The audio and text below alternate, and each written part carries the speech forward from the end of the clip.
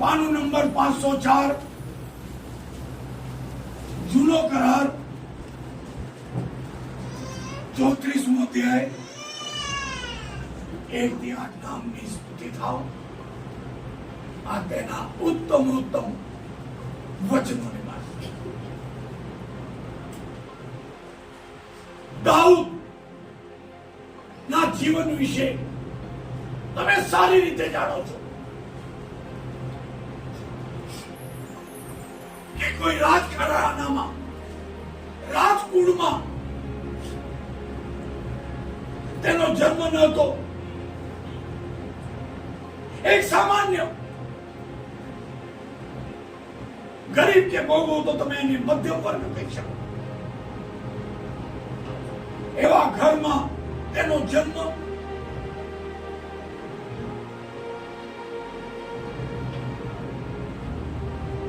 ઘરમાં કેવી મુશ્કેલ પરિસ્થિતિ હતી હશે. આજે એન્જિનિયર બનાવવા માટે બધા મા બાપ તૈયાર હોય. બધાની ઈચ્છા મારો છોકરો ઉત્તમ નામાંકિત સાયન્ટિસ્ટ બને, ડોક્ટર બને. સૈનિક થવા માટે મા બાપ તૈયાર થાય છે, પણ એના બધા ભાઈઓ વિશે બાઇબલમાં આપણે વાંચીએ છીએ કે તે યુદ્ધના મેદાનમાં રાજાના નેતૃત્વમાં ઇઝરાયલના પક્ષમાં રહીને યુદ્ધ ક્ષેત્રે સૈનિક તરીકે સેવા બજાવો. અને ઘરની પરિસ્થિતિ જુઓ. નાના છોકરાને બાપને ઘેટા આપીને જંગલમાં અસુરક્ષિત અવસ્થામાં મોકલવો પડે. આવી પરિસ્થિતિમાં જીવન જીવી રહેલો છોકરો સમય આવે છે એ પરિસ્થિતિ પર માત મેળવીને, એ પરિસ્થિતિ પર વિજય મેળવીને ઇઝરાયલના રાજ્યાસને રાજગાદીએ બેસે છે. અને રાજા થયા પછી પણ તે લખે છે કે હું સર્વ સમય યહોવાને ધન્યવાદ આપીશ, મારે મુખે તેની સ્તુતિ નિરંતર. પ્રભુ ધન્યવાદ આપનારા લોકોને ચાહે છે. સ્તુતિ કરનારા લોકો ઈશ્વરને ગમે છે. કચકચ કરનારાઓથી તે કંટાળે છે. આજે મારી પર ફોન હોય છે, એટલીસ્ટ 100 પડતો હોય, 50 કંટાળેલો છું. પેટમાં બહુ દુખે છે, બંધ નથી થતું. દવાઓ ખાઈ ખાઈને થાકી ગઈ છું. ડોક્ટરો બદલીને થાકી ગઈ છું. સાહેબ પતિ માટે પ્રાર્થના કરો, દારૂ પીને આવીને. દેવું વધી ગયું છે, ઘરમાં કંકાસ થઈ રહ્યા છે. આત્મહત્યા સિવાય કોઈ રસ્તો નથી. કચકચ કરવા માટે આપણને ટેવ પડી ગઈ છે. પણ બાઇબલમાં એવા સંતો વિશે આપણે વાંચીએ છીએ જેમના જીવનમાં આજે મેં ગણાવ્યા એના કરતા મહા સમસ્યામાં તેઓ સંકળાયેલા હતા. જેમ કે પાઉલ અને સિલાસ મારા મિત્રો છે. એમને જોઈને મને બળ મળે છે કે વગર વાંકે ફક્ત ઈસુનું નામ લેતા હતા. એટલે એમને પુષ્કળ ચાબુકોથી મારવામાં આવ્યા. ઈસુનું નામ નહીં લેવાય. ચાબુકોના ફટકા પડ્યા છે, બૈડા છોલાયેલા છે, લોહી વહી રહ્યું છે. એટલાથી શત્રુઓને શૈતાન જપ નથી વર્યો, મનમાં કાગળ નથી વરી, હાથમાં બેડીઓ, પગમાં બેડીઓ, અંધારી કોઠડીમાં પુરાયેલા છે.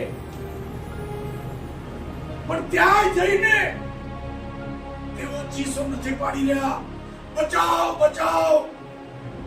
જેલરને નથી કહી રહ્યા કે ભલે અમે આટલું કર્યું, ઓછામાં ઓછું અમારા ડોક્ટરને અમને ડોક્ટર પાસે લઈ જાઓ કે જે થોડું મલમ લગાડે, થોડી ઠાડક કરે.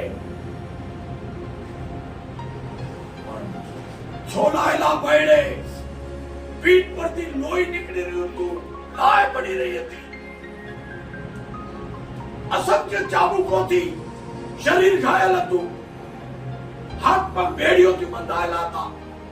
પણ આવા સમયે ચીસો પાડવા, બૂમો પાડવા, અમારો શું વાંક છે જેના લીધે આ તકલીફો અમને આપવામાં આવી છે, અમને ન્યાય જોઈએ છે, એવી બૂમો પાડવા કરતા જે કરવાનું એમણે કર્યું. બાઇબલમાં લખ્યું છે કે આ બધું કરીને દરોગા તો આરામથી સૂઈ ગયા હતા. પણ પાઉલ અને સિલાસ એ ભયંકર મુશ્કેલ પરિસ્થિતિમાં પ્રભુના સ્તોત્રો ગાતા હતા, પ્રભુની સ્તુતિ કરતા હતા. એમને ખબર હતી કે સ્તુતિ જ આ પિત્તળની બેડીઓને તોડી શકે છે. સ્તુતિ જ આ લોહી વહેતી પીઠને શાંતિ આપી શકે છે, અને આ ઘાવ સ્તુતિથી જ ઉજળી શકે છે. અપમાનજનક પરિસ્થિતિમાંથી અમે કોઈ એવો ગુનો નથી કર્યો કે હાથ પગમાં બેડીઓ બાંધીને અઠંગ ગુનેગારોની જેમ અમે પૂરવામાં આવે. સ્તુતિ જ આ બંધનોમાંથી અમને છોડાવી શકે છે. અને માટે બૂમો પાડવા, ચીસો પાડવા કરતા તેમણે પ્રભુના સ્તોત્રો ગાવાની મુનાસિબ માન્યું. અને મધ્યરાત્રિના સમયે આ દુઃખમય પરિસ્થિતિમાં પ્રભુના સ્તોત્રો ગાયા, અને સ્તોત્રોના સામર્થ્યથી બાઇબલમાં લખ્યું છે હાથ પગની બેડીઓ ખુલી ગઈ, હાથ પગના બંધનો ખુલી ગયા, જેલના સળિયા ઓગળી ગયા, જેલની ઊંચી પહોળી દિવાલો કડક ભૂસ ગઈને પડી ગઈ. અને જ્યારે આ ચમત્કાર જેલરે જોયો ત્યારે જેલર ધ્રુજતો કેદીઓને જેલર સામે જોવું પડે. જેલરના હાથમાં દંડો હોય, બંદૂક હોય, અને કેદીઓ તો ધ્રુજવું કેદીઓને પડે જ્યારે જેલર સામે આવે. પણ જ્યારે તેઓ સ્તુતિ કરી, જેલર ધ્રુજતો આવ્યો અને પગે પડીને કેદીઓને પૂછે છે, સાહેબો તારણ પામવા માટે અમે શું કરીએ? કઈ રીતે તેમણે પ્રભુની સ્તુતિ કરી. Hallelujah, hallelujah, hallelujah. પણ કે છે હું સર્વ સમય યહોવાને ધન્યવાદ આપીશ, મારે મુખે તેની સ્તુતિ. જીવનમાં ઉત્થાન ચાહો છો, જીવનમાં પરિવર્તન ચાહો છો, ગરીબીથી કંટાળ્યા છો, ગરીબી લાંછન છે, શ્રાપ છે, હું ગરીબોની ટીકા નથી કરતો, પણ જે દેવને ઓળખું છું, જે દેવની સેવા કરી રહ્યો છું, એને કહ્યું છે તમને જીવન મળે અને ભરપૂરીનું મળે, માટે હું આવ્યો છું.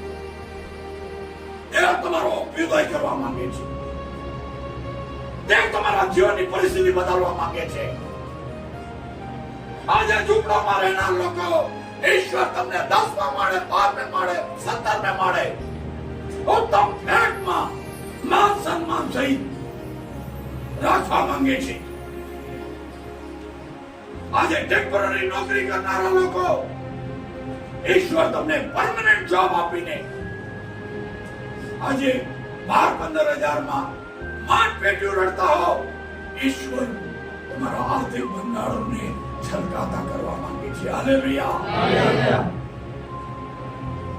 નાના મોટા મંદવાળોને હંમેશા માટે તમારા જીવનથી દૂર કરીને દૈવી તંદુરસ્તીનો આશીર્વાદ એ તમને આપવા માંગે છે. ઘરમાં ચાલતા ભલે નાના મોટા કજિયા કંકાસ હોય, બાઇબલ કહે છે નાના શિયાળવા આખા ખેતરને વેલાણ કરે છે. Hallelujah, hallelujah. શિયાળ ભલે દેખાવમાં ઘૂસે છે ટોળામાં અને આખા ખેતરને ખેલા મેદાન કરી નાખે છે. તેમ ઘરમાં ચાલતા પતિ પત્ની વચ્ચેના કકળાટ આખા ઘરના વાતાવરણને, જીવનને બેડોળ કરી નાખતો છે. ઈશ્વર તમારા ઘરને શાંતિનું, નંદનનું, સુખાકારીનું, ખરું આશીર્વાદિત ઘર બનાવવા માંગે છે. પણ આ કઈ રીતે થશે? કઈ રીતે ગરીબી ધનવાનતામાં બદલાશે? સ્તુતિથી બદલાશે, સમર્પણથી બદલાશે, શ્રદ્ધા અને વિશ્વાસ રાખીને યેશુ પાસે ચાલીને પરિસ્થિતિ બદલાશે. દાઉદ કહે છે હું સર્વ સમયે યહોવાને ધન્યવાદ આપીશ અને મારે મુખે તેની સ્તુતિ નિરંતર થશે. સ્તુતિ કરવાની જીવન દાઉદ કહે છે હું સર્વ સમયે યહોવાને ધન્યવાદ આપીશ, મારે મુખે તેની સ્તુતિ નિરંતર થશે. મારો આત્મા યહોવાને લીધે વડાઈ કરશે, દિન લોકો તે સાંભળી આનંદ કરશે. મારી સાથે યહોવાને મોટો માનો. આવો આપણે એકઠા મળીને તેનું નામ બોલાવીએ. મેં યહોવાનો શોધ કર્યો, તેણે મને ઉત્તર આપ્યો અને મારા સર્વ ભયમાંથી મને છોડાવ્યો. તેની તરફ જુઓ ને પ્રકાશ પામો, જેથી તમારા મુખ કદી ઝંખવાના પડશે નહીં.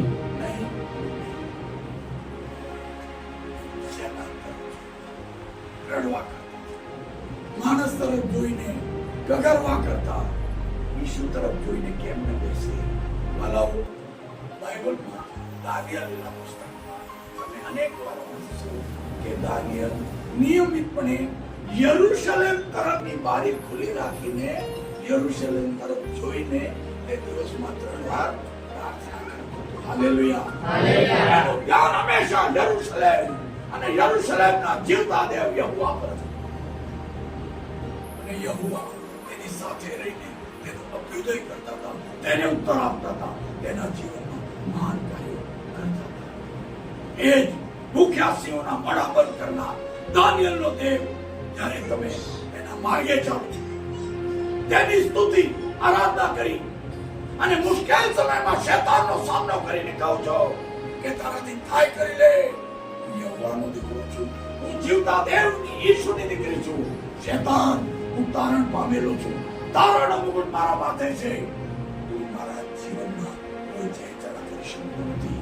જ્યારે શૈતાનનો સામનો કરો છો ત્યારે શૈતાન ભાગે છે અને સ્વર્ગદૂતો તમારી સેવા માટે ઈશ્વરે સદા તૈનાત રાખ્યા છે. તુજે યહોવાના ભક્તોની આસપાસ તેના દૂતો છાવણી કરે છે અને સર્વ સંકટમાંથી તેને છોડાવે છે. બસ એક જ તેની તરફ જુઓ ને જેથી તમારા મુખ હવે રડવું ન હોય, પરેશાન થવું ન હોય, પીડા ભોગવવી ન હોય. સાચે વેદિક શાસ્ત્ર જ્યારથી ઈશુને ઓળખાણ થઈ છે, જે ઈશુ કહે છે, મને ખબર પડી કે શનિવારે ઉપવાસ કરવાની પડી ત્યારથી દુનિયા આગી પાછી થાય. મને ઈશ્વરે કહ્યું છે કે જાગતા રહો ને જેથી તમે પરીક્ષણમાં તમે એમના જો સગાવાળાને ત્યાં બર્થડે છે, આજે મારા ભાઈના ઘરનો આસુ છે, આજે મારા ઘેર તો મારી માસી કેટલા વર્ષો પછી આવી છે.